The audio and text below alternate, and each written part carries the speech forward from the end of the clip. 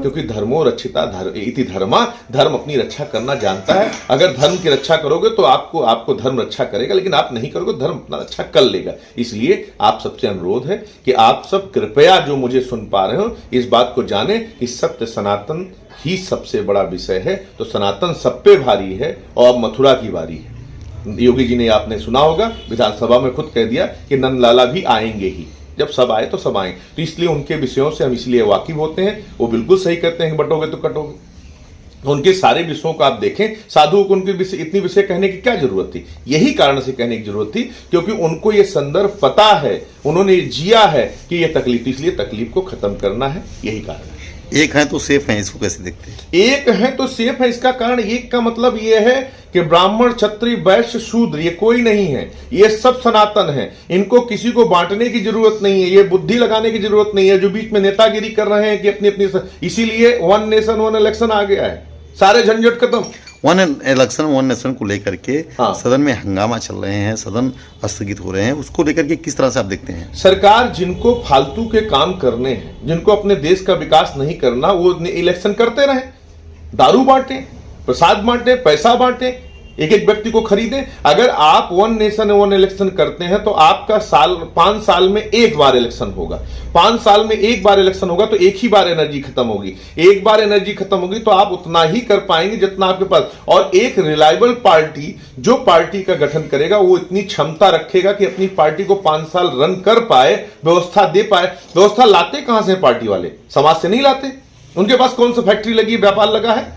ये समाज से ही तो इकट्ठा करते हैं। आज हमारी सरकार भी इनकम टैक्स, सेल्फ टैक्स, ये जीएसटी नहीं चल रही है ना, तो देश के जो जनता चूस तो जनता जा रही है, आम जनता का ही प्रारूप जा रहा है। तो जब अगर जनता को ही तो कोसा जाएगा, आज दिल्ली में अगर हंगामे हो रहे हैं, गोलियां चल रही हैं, तो व्यापारियों को चल रही हैं, हर दिन न्यूज आ रही है। तो अगर कहीं ना कहीं किसी को आहत होती है तो आम आदमी को ही होती है, आम व्यापारी को होती है। तो मैं तो इस चीज से साधु होते हुए भी, संत होते हुए भी, लेकिन देश का एक नागरिक भी हूं। तो पहला मेरा कर्तव्य देश है। इस देश के हित में अगर मुझे बात करनी है तो मैं कहता हूं पहले हमारा राष्ट्र है, राष्ट्र धर्म है, फिर हमारी साधुता है। अगर हमारा राष्ट्र नहीं, कौन साधु कहां थे हमारे यहां जब गुलाम हो गए? तो हम पहले राष्ट्र हित में हैं। इसलिए राष्ट्र का निर्माण के लिए एक election, one nation one election बहुत जरूरी है। हमारे यहाँ ये जरूरी है कि संविधान कितना भी बवाल होगा, मुझे पूर्ण भरोसा है जब 370 आया तो बवाल होना था, राम मंदिर आया तो कहा गोलियां चल जाएंगी। आप देखिए कुत्ता भी नहीं मरा। इसी प्रकार से देश का जब प्रधानमंत्री जब सही होता है, दिशा सही होती है, वहां का सलाहकार ठीक होता है, तो देश में जो चाहता है वो अच्छा होगा और होके ही रहेगा। जैसा कि पिछले दिनों कुछ बयान आए थे कांग्रेस की तरफ से कि भगवा संत नहीं है, भगवा नेता है, भगवा चोले पहन करके वो नेतागिरी कर रहे हैं, इसको किस तरह से आप देखते हैं? सरकार देखो, मैं किसी भी भगवा के पक्ष में या किसी भगवा के विरोध में नहीं हूं। मेरा कहना ना मैं कांग्रेस के विरोध में ना सपा के विरोध में। मेरा पक्ष सिर्फ इतना है कि 70 साल जब कांग्रेस के पास राज्य था तो ये सब कामों को उन्होंने क्यों नहीं निपटाया? उन्होंने क्यों इन सब कामों को नहीं किया? अगर इन्हीं कामों को करते तो हम लोग कोई विरोध तो नहीं था। इन्हीं की दादी, इन्हीं के परिवार की दादी जो थी इंदिरा गांधी जी, क्या वो धीरेन्द्र ब्रह्मचारी साहब के यहाँ नहीं बैठती थी? क्या वो चंद्रा स्वामी जी के यहाँ नहीं बैठती थी? क्या वो आनंदमयी माता जी के यहाँ नहीं जाती थी? क्या वो शंकराचार्य के यहाँ नहीं जाती थी? क्या वो माधवाचार्य के नहीं जाती थी? ऐसा कोई स्थान नहीं था जो सनातन के साथ नहीं चलती थी। और सनातन के साथ चलती थी तो आपको पता है, प्रतापगढ़ के परम आदरणीय परम पूज्य करपात्री जी महाराज, जिन्होंने संबोधन दिया धर्म की जय हो, अधर्म का नाश हो, ऐसे महाराज जी के पास भी वो बैठती थी। तो सारे साधु संतों से साथ उन्होंने प्रेम भाव रखा, सम्मान रखा, सनातन के साथ चली।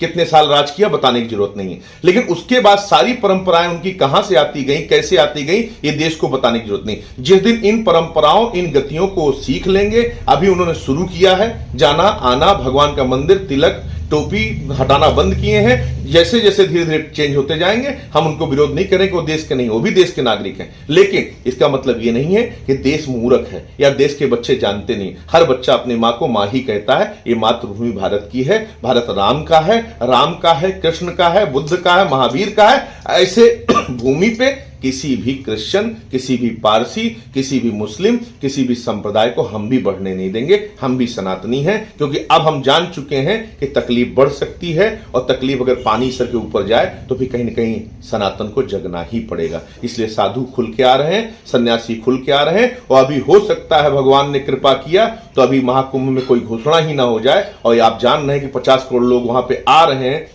और सारे सनातनी इकट्ठा हो रहे हैं, वहां कोई दूसरा संप्रदाय नहीं इकट्ठा हो रहा है। तो इसलिए वहां पे कोई घोषणा होनी चाहिए, और हम तो चाहते हैं कि वहां से सनातन राष्ट्र होने की घोषणा हो। यही शुभकामना मेरी है और मेरे भगवान से यही प्रार्थना है। जिस तरह से देखेंगे तो आप महाराष्ट्र में पहली बार समुद्र आरती करने जा रहे हैं, उसमें कौन कौन से माननीय होंगे, किस तरह से नियोजन है आपका, उसको लेकर के थोड़ा सा हमारे लोगों को बताएं। देखिए, हम समुद्र आरती करने जा रहे हैं, ये केवल एक मैं माध्यम हूं। भगवान राम ने जब पूजा था तो वो स्वयं रावण के युद्ध करने जब जा रहे थे, जब राम सेतु बना रहे थे तब पूजा था। वहां पे उन्होंने मर्यादा भी सिखाई थी, हर आदमी आज भी जाता है। हम सबको निवेदन करते हैं, जितने भी दुनिया में हैं, और जो जो नमक खा रहे हैं वो समुद्र का ही खा रहे हैं।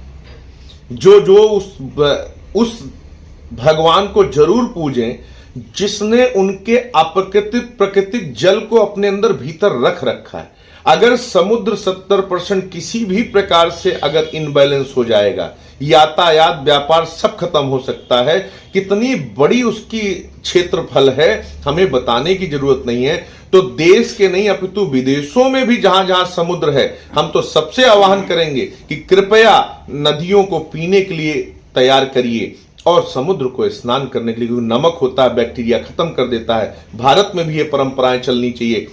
हमारे भारत में इतने हजार बीचेज बन सकते हैं, एलए से बढ़िया, लॉस एंजलिस बढ़िया, अलास्का से बढ़िया, लेकिन हमने कभी जगह नहीं। तो हम सब देशों के मुख्यमंत्री, सब देशों के गवर्नर, शंकराचार्य, माधवाचार्य, निम्बारकाचार्य, अपनी जितने भी कथावाचक, सारे पीठ के जितने, सबको चाहता हूं मंत्री, मिनिस्टर सब पधारे, क्योंकि ये तुलसी महाराज के समुद्र नहीं है, ये सब के समुद्र हैं। लक्ष्मी उनके पिता हैं। जैसे लक्ष्मी किसी धर्म मर्यादा को नहीं देखती, कागज के नोट को कोई भी नहीं कहता कि मेरे संप्रदाय का है। कागज का नोट जैसे एक संप्रदाय बन के चलता है, वैसे समुद्र एक है। और अगर हम सबको ठीक रहना है, आने वाले समय में प्रलय ना आए, घर घर में कलेश ना हो, और जिनको लक्ष्मी चाहिए, पुत्र चाहिए, रत्न चाहिए, विष भी समुद्र से ही निकला है, ऐसे समुद्र देवता की पूजा जो हम करने जा रहे हैं, उसका कारण यही है कि हमने अभी जगन्नाथपुरी में भी बोल दिया 4 दीपक तो जला सकते हैं। अब पंडितों ने 4 दीपक जलाना शुरू किया। पहली बार विश्व में वहां भी 4 दीपक दिखाने लगे, क्योंकि उनको भी पता लग गया कि भगवान नारायण साक्षात समुद्र में क्षीर सही। इस प्रकार से अगर इनबैलेंस हो जाएगा, यातायात, व्यापार सब खत्म हो सकता है। कितनी बड़ी उसकी क्षेत्रफल है हमें बताने की जरूरत नहीं है। तो देश के नहीं अपितु विदेशों में भी जहां जहां समुद्र है, हम तो सबसे आह्वान करेंगे कि कृपया नदियों को पीने के लिए तैयार करिए, और समुद्र को स्नान करने के लिए, क्योंकि नमक होता है, बैक्टीरिया खत्म कर देता है। भारत में भी ये परंपराएं चलनी चाहिए। हमारे भारत में इतने हजार बीचेज बन सकते हैं, एलए से बढ़िया, लॉस एंजलिस बढ़िया, अलास्का से बढ़िया, लेकिन हमने कभी जगह नहीं।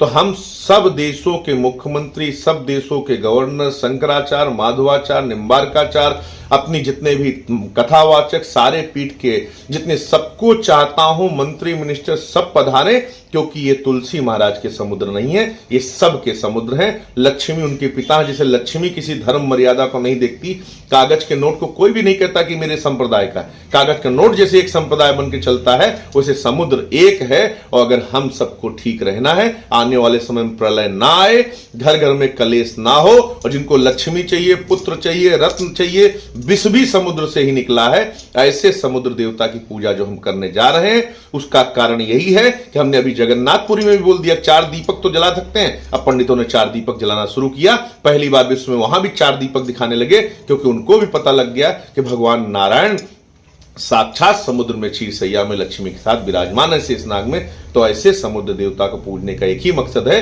कि सनातन सब पे भारी है। अब समुद्र आरती की तैयारी है। अब समुद्र आरती तुलसी महाराज, क्योंकि वृंदा मतलब तुलसी, वृंदा के ससुर का नाम है समुद्र देवता, उनके पुत्र का नाम है जलंधर, और शंख जलंधर का शादी हुआ था कालनेमी पुत्री वृंदा से। और वृंदा और जलंधर, इसलिए मैंने यहां पे एक श्लोक का थोड़ा सा नॉट विद्वत गुण के लिए, मैं विद्वता के मुताबिक नहीं बोल रहा हूं, क्योंकि विद्वत अगर बोल दूंगा तो अभी यहां पर तर्क चलने लगेगा। तो मैं विद्वत नहीं, एक भाव से बता रहा हूं। हो सकता है इसका मतलब यही हो कि लोग कहते हैं तिरिया चरित्रम पुरुषस्य भागम दयो न जानम कुतः मनुष्य, तो मैं कहता हूं चरित्रवान स्त्री किसी पुरुष के भाग्य में आ जाए, ऐसे पुरुष को देवता नहीं समझ सकते हैं। मनुष्य की औकात क्या है, शायद इस श्लोक का मतलब ऐसा भी निकल सकता है। क्योंकि वृंदा कालनेमी की पुत्री थी, भगवान की पूजा करती थी और जलंधर के भाग में आई तो सबको परास्त कर दिया, नारायण को भी अपने बस में कर लिया था। ऐसे ही सावित्री को जानते हैं आप, ऐसे ही अनसुईया को जानते हैं, तीनों देवता का बालक है। तो सत्यवान स्त्री किसी पुरुष के भाग में आ जाए, उस पुरुष का भाग देवता नहीं समझ सकते। ऐसे ही समुद्र देवता की पूजा हम करने का विषय रखें। तो ये मेरे साथ में तुलसी पीठाधीश्वर तुलसी जी महाराज मेरे साथ, माँ तुलसी पीठाधीश्वर, माँ तुलसी पीठाधीश्वर तुलसी जी महाराज मेरे साथ में लाइव जुड़े हुए थे। आप लोगों को काफ़ी सारे तर्क वितर्क दिया इन्होंने, जिस तरह से समुद्र आरती पहली बार होने जा रही महाराष्ट्र में, उसको लेकर के, हिंदू सनातन को लेकर के, जहाँ पे कृष्ण जन्मभूमि को लेकर के काफ़ी सारी चीज़ों पर बातचीत इनसे की गई। बहुत बहुत धन्यवाद तुलसी जी महाराज।